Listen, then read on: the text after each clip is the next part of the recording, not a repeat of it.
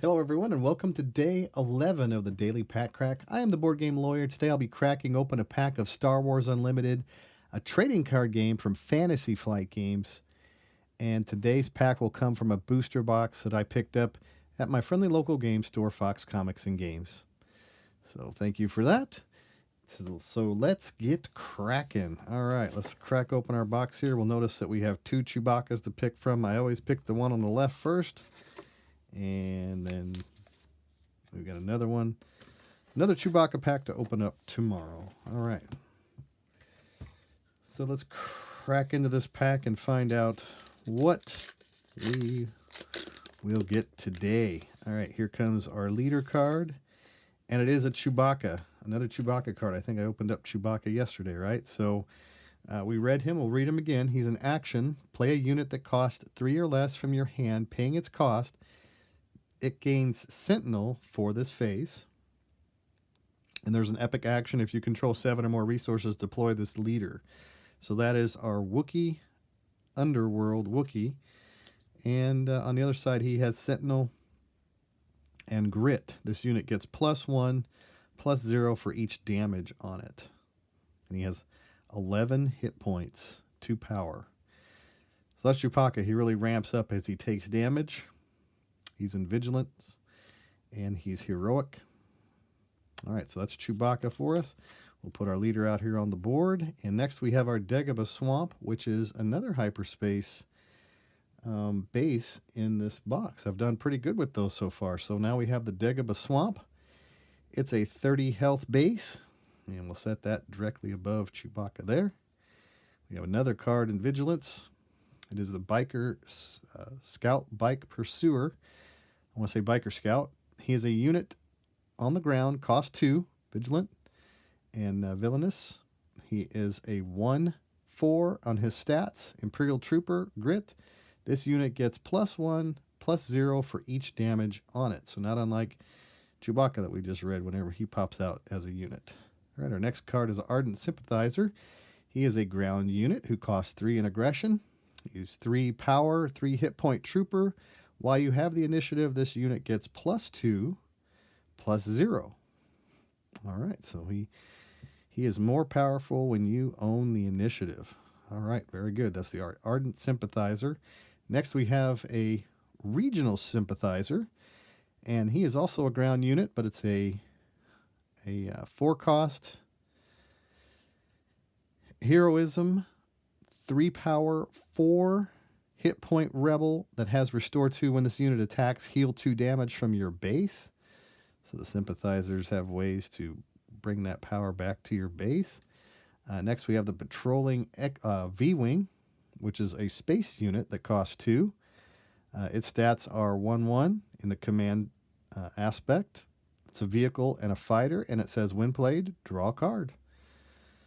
All right, so there's our Patrolling V-Wing. I've used that before, and I like it. It's a way to keep your hand growing. I run into situations where I didn't have very many cards left in my hand after playing some cheaper things on the table, so the Patrolling V-Wing is a good way to help counter that. Get that extra card in your hand. The Occupier Siege Tank is a ground unit. He costs 5 in aggression. His stats are 5/4. It's an Imperial vehicle tank that has Grit. It says this unit gets +1, +0 for each damage on it. So we're seeing some gritty cards in this pack. All right, next we have our Gladiator Star Destroyer. It is a space unit that costs 6 in command and Villainous. It is a 5/6 on its stats. Imperial vehicle capital ship. When played, give a Sentinel unit, give a unit Sentinel for this phase. Units in this arena cannot attack your non-Sentinel units or your base. All right, so you can give a unit Sentinel for this phase. So he could give himself Sentinel for the phase. All right, so that's a when played ability. Next, we have some Gamorrean Guards. They're ground units that are 4 in the cunning aspect. They're also 4/4 in their stats, and they're from the Underworld. It says, while you control another cunning unit, this unit gains Sentinel. Units in this arena cannot attack your non-Sentinel units or your base. So as long as you have another unit, while you control another cunning unit, it gets Sentinel. All right, very good. Next is our 1-cost TIE Fighter. It's a space unit in Villainy. It costs 2, it has a power of 2, and it has hit points of 1. There's no text on it. It's just an Imperial vehicle fighter. I remember I built a TIE Fighter deck, and I was able to get one of the TIE Fighters up to like power 8, which was really cool. That was pretty fun. Using Tarkin, I was able to do that. Waylay 3 event. It's a cunning trick. Return a non-leader unit to its owner's hand. There you go. Back to your hand. Devotion is an upgrade that we can play out on the table. It says attached unit gains restore 2 when this unit attacks. Heal 2 damage from its controller's base. So whenever you attach this upgrade, it's a 2-cost upgrade in the blue aspect. It gives it +1/+1. That's the devotion. It's an innate ability. So we can attach that upgrade, say, to your Gamorrean Guard, right? Maybe. Next we have Bamboozle, which is an event, 2-cost in Cunning and Heroism. You may discard a Cunning card from your hand instead of paying this event's cost. Exhaust a unit and return each upgrade on it to its owner's hand. All right, so that's Bamboozle. We have another ground unit, cost 8 in command, the Reinforcement Walker.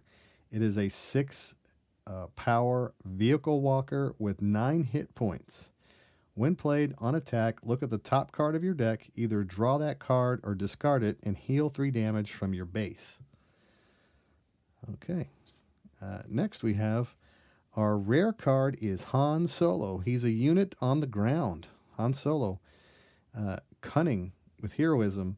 6/6 are his stats. He has the ambush ability, which says after you play this unit, he may ready and attack an enemy unit. While attacking, this unit deals combat damage before the defender.